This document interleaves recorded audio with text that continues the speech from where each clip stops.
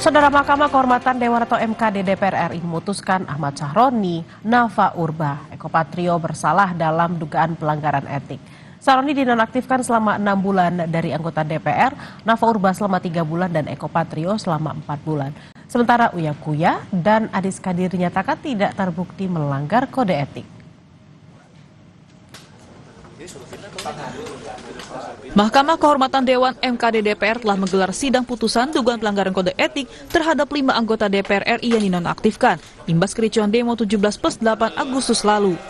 Kelima teradu yakni Ahmad Sahroni, Nafa Urbah, Eko Patrio, Adis Kadir hingga Uya Kuya dihadirkan. MKD memutuskan Ahmad Sahroni, Nafa Urbah dan Eko Patrio bersalah. Sahroni dinonaktifkan sebagai anggota DPR selama 6 bulan untuk melanjutkan masa jabatannya di periode 2024-2029. Kemudian Nafa Urbah juga terbukti melanggar kode etik dan diberikan sanksi nonaktif selama 3 bulan. Sedangkan Eko Hendro Purnomo alias Eko Patrio dinonaktifkan dari posisi anggota DPR selama 4 bulan. Ketiganya juga dipastikan tidak mendapatkan hak keuangan berupa gaji maupun tunjangan anggota DPR selama masa penonaktifan. Sementara Surya Utama alias Uya Kuya dan Adis Kadir dinyatakan tidak melanggar kode etik dan kembali menjadi anggota DPR aktif untuk melanjutkan masa jabatannya di periode 2024-2029.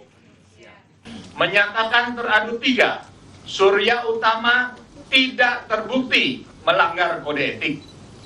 Menyatakan teradu 3, Surya Utama diaktifkan sebagai anggota DPR RI terhitung sejak keputusan ini dibacakan. Dr. Ahmad Sahroni SE MIKOM terbukti telah melanggar kode etik DPR RI. 12. Menghukum teradu 5 Dr. Ahmad Sahroni SE MIKOM nonaktif selama 6 bulan. Usai putusan MKD DPR, Eko Hendro Purnomo alias Eko Patrio tak menjawab satupun pertanyaan wartawan. Sementara Surya Utama alias Uya Kuya dan Ahmad Sahroni mengaku menerima putusan MKD. Kita menghargai dan MKD menurut saya sangat profesional sekali, sangat objektif dan apa yang diputuskan itu memang sesuai dengan bukti-bukti dan juga saksi ahli yang sudah memberikan keterangan ya, dan saksi-saksi lain ya. Ya pasti kita semua manusia pasti harus belajar lah. Nah, berarti setelah ya. ini diserahkan pada Mahkamah Partai maksudnya? Iya, diserahkan pada Mahkamah Partai. Berarti setelah 6 bulan akan menjabat aktif lagi ya? Belum tahu, makanya tunggu aja. Pak, itu kan tadi kebanyakan itu dibilang itu video bohong, dan itu hoax, itu berarti akan ada melaporan ke polisi terkait video-video itu atau biasa aja Pak? Oh yang tadi. Ntar aja deh, Tapi menerima ya Pak semuanya, maksudnya? Iya kan udah keputusan yang diterima lah. Pengamat politik Ray Rangkuti menilai putusan yang dikeluarkan MKD DPR RI tidak akan membuat jera.